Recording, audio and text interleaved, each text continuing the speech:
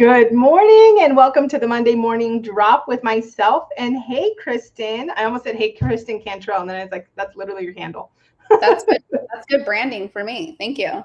Right. Well, hello, friend. I'm excited to Hi. be back. It's another week of, I saw lots of our moms were posting like it's another week of more kids being back at school. Oh yeah, I know. I feel like it's going to be like that for a month in this group, which is so fun. Yeah, we're back tomorrow. You guys went back last week, right? We went back. I think we're like maybe even definitely 2 weeks, maybe 3 weeks in now. Dang. Okay. Well, that's cool. Well, with everybody getting back to school, we are also getting back to it with Moms in Real Estate. And so if you missed last week, what we are going to be doing every Monday is the Monday morning drop. And we're going to be talking about the three most talked about and engaged with items inside of our community. And so we'll just kick it off with number one, which number one, a gal popped in and she shared screenshots from a person who wanted to do a transaction, so a potential buyer. And really, number one is like, is it a scam? So there was like a ton of comments on it. Did you read through it, Kristen?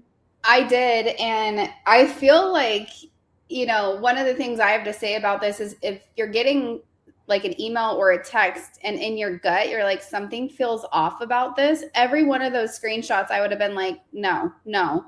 Like there Yeah. was so many red flags about them, but sometimes it is hard to like say like, oh, I really want this deal. Should I do what it's asking to do? So maybe we should give them some examples of like what they were asking them to do. So we know if you're questioning it, like these are the things that we're saying, like, yes, it's a scam. I will do that. And I also, let's do that. But I also want to add into like, don't feel silly and don't feel like, because these look a lot of different ways. And so I'm 23 plus years in the business. And I actually recently took a listing that ended up being a scam. And so I was moving it through the process, and for the sake of time, I won't go into it all. And part of my process continued to do more vetting, but the scams are becoming more sophisticated. And I have one on the buy side that I still can't even figure out. Like I can't even figure out what the play was. So I just want to like put that out there that like the scammers are everywhere. They're more creative than ever. You have to be super careful, but also like Kristen said, trust your gut, but don't beat yourself up if it happens because it's happening across the board. And ask, like show up to your broker or broker meetings or team meetings or inside Moms in Real Estate. Like those are the places to say, this doesn't feel right. What do you think like this girl did? Yeah, I agree. So one of the first big red flags that we want to talk about is like when they're refusing a call on your terms. So a lot of times they're like, they want to meet and they have a specific link that they want to use. And so it's like, it's not like this is their convenience, but it's more like their control. So especially when they're saying like, hey, can you jump on my Zoom link? Or they're saying, yes, they'll meet up and they're not showing. That's one of the big red flags. Mm-hmm. Yeah, definitely. And then the trying to push, like they can't meet you on your times at all, and they keep pushing like only like go through here and there's a link, like don't click that link. If it seems like, okay, this person is like not budging and they're just being very controlling, directing me somewhere, that's a red flag.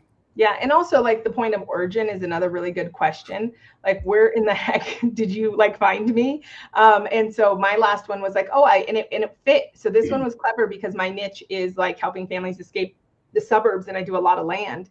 And so they were like, oh, this other agent referred me because they don't do land. And so it fit, but asking like, how did you find me? Where did you find me? And then like, actually, if it's not something that you can follow up with, that's kind of a good one. So the next one to go through. That's a great point. Yeah, to go through these. Another one is guilt tripping. So sometimes it's like, I guess you're not serious. So I had one recently that was like, man, I'd hate for you to be selling my house because it doesn't seem like you're serious about this. And so sometimes it can come off like, ouch, like almost like, like a wake up. And so guilt tripping is kind of one of the tactics, right? So if it's a legitimate buyer, they're not going to necessarily guilt trip you. I think that's a big one. Or yeah, and the last one was that we were seeing was when people are asking you to download files or apps at they're insisting you like download this app. Like no, I'm not going to, right? So just look out for those things. The second hot post last week was on open houses. I love this one. But it's basically, can I do an open house for somebody at another brokerage? Yeah, and this one is probably as an agent and a team lead, probably one of like the biggest questions I get ongoing around inventory. And so I've seen clients do it a lot of different ways. It's going to be very broker specific. You're always going to want to check with your broker and your brokerage because there is some people are fine with it and some people are like, absolutely not, because it can become convoluted. Can't it be state specific too? So I was like, it's broker specific, but also like, what is your, like locally, what are you allowed to do? Well, and also, there's so many facets. Like there's marketing restrictions. You have to make sure that you're properly marketing it with the right brokerage and the right listing agent. But I've also seen where there has become an actual representation issue. And so there was somebody that was hosting an open house who ran into the seller, and then had a conversation, and their conversation then bled over into the listing agent's relationship, to where the client was actually starting to trust the agent that was hosting the open house more and wanted to go with that person's strategy and not the listing agent. And so it just got really muddy. So I think, the biggest thing is lean into your brokerage, respect the relationship. So respect the relationship.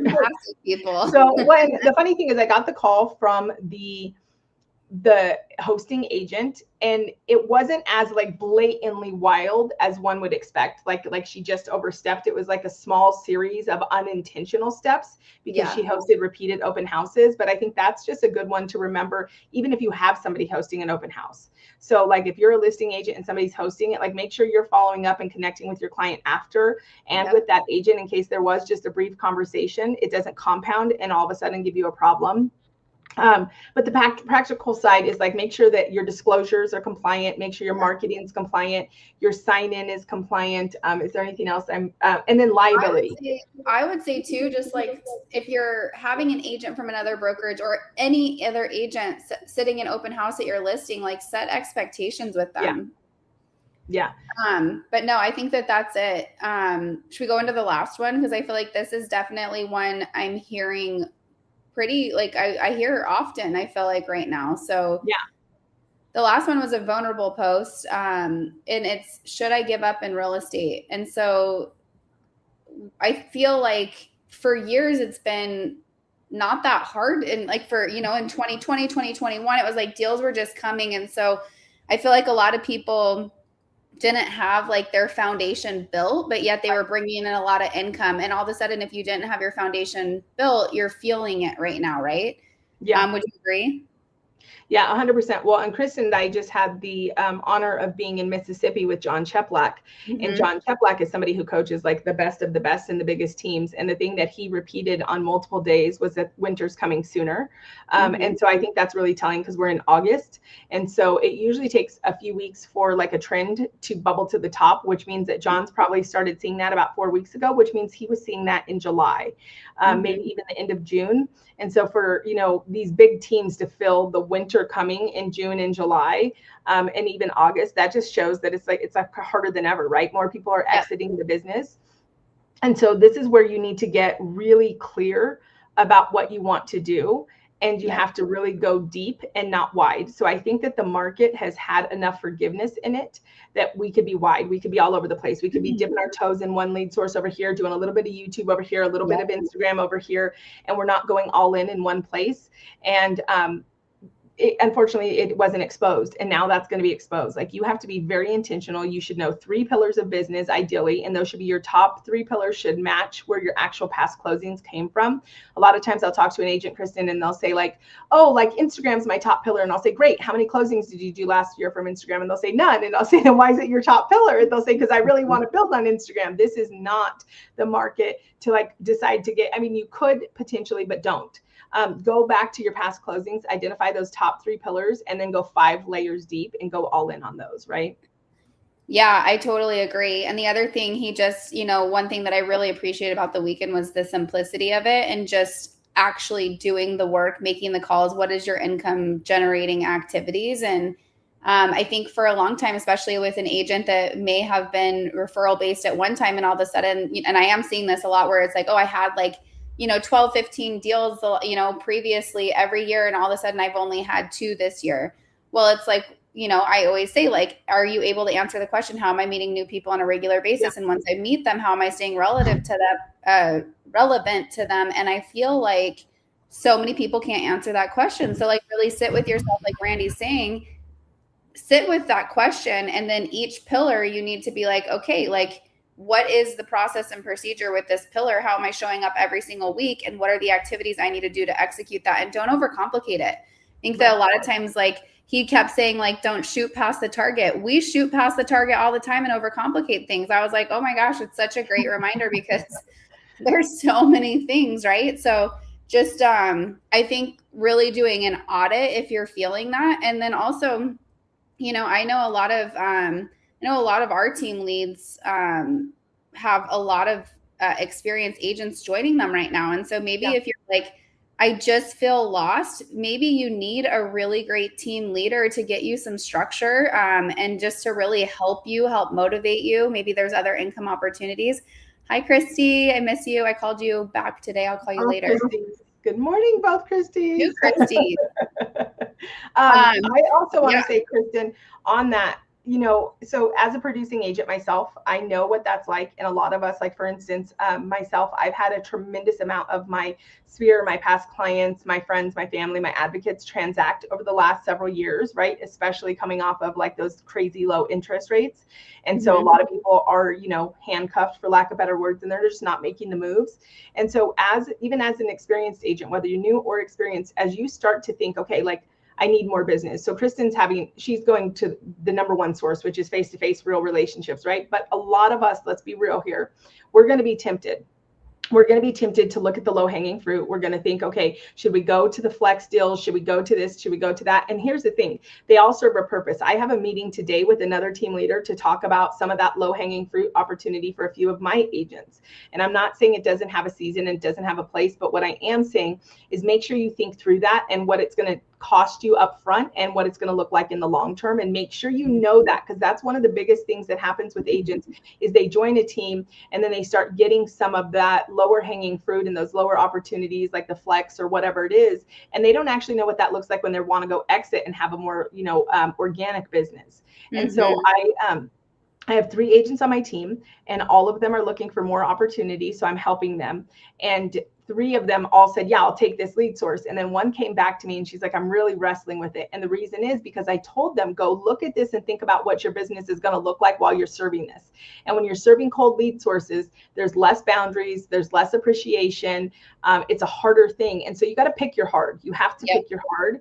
And so, I mean, we would always encourage you, to Kristen's point, we're always going to encourage you to go for the little bit longer play and the harder play of relationships. But like so we had a challenge, we'll end on this because I think it's a really good note and it applies 100% to realtors as well as lenders. So Kristen and I, when we were at this event, we did an activity and it was like $1,000. You got $1,000 and you had to come up with a way to get, it was 10 closings, right? 10 extra closings a month for an LO. And guys, for a second, I paused, right? Because you're in this room and it's normal to like get imposter syndrome for a second. And this was like lenders. So it was also a little bit out of my element. So I paused for a second and I was like, okay, I'm not going to use chat. I'm not going to use anything. I'm just going to think about it. And what I came up with was the $5 coffee close, right? The $5 coffee close. It's RESPA compliant. It works. But I did the math. And I was like, what if, and if this was a lender, so it might look different for a realtor, obviously, but I was like, I'll meet with 130 I'll do this. I mapped it out, but it was 8 hours a day, 5 days a week for 30 days, meeting with people face to face. Do you know what that's going to do for anybody's business, Kristen? Like anybody's, a realtor's, a lender's, anybody. And here was the caveat. You had to ask for it. Guys, there's people out there that want to help you. The problem is our pride gets in the way and our ego gets in the way. Like you can be a seasoned agent, a great agent, a brand new agent. And if you say to somebody, look, my business is like hurting and this year is tough. Like, who do you know that I can help? Or I really need your help to help me find people to help. People want to be part of that. People want to be part of helping you hit your goals. And so I just hope, Kristen, that everybody listening today is encouraged not to just go find like the immediate quick fix, but to dig deeper and to go all in on something that's going to actually turn their business into what they want and need long-term. Yeah, I totally agree. Well, this is fun. You guys, this is actually like, I'm totally in love with it. The Monday drop. So 15 minutes, look at us. It's 14 minutes, 52 seconds. We are going to close on time. All right, you guys. Love it. Go crush the week, and we will see you back here next Monday. Next Monday drop. All right. Bye, ladies. Bye.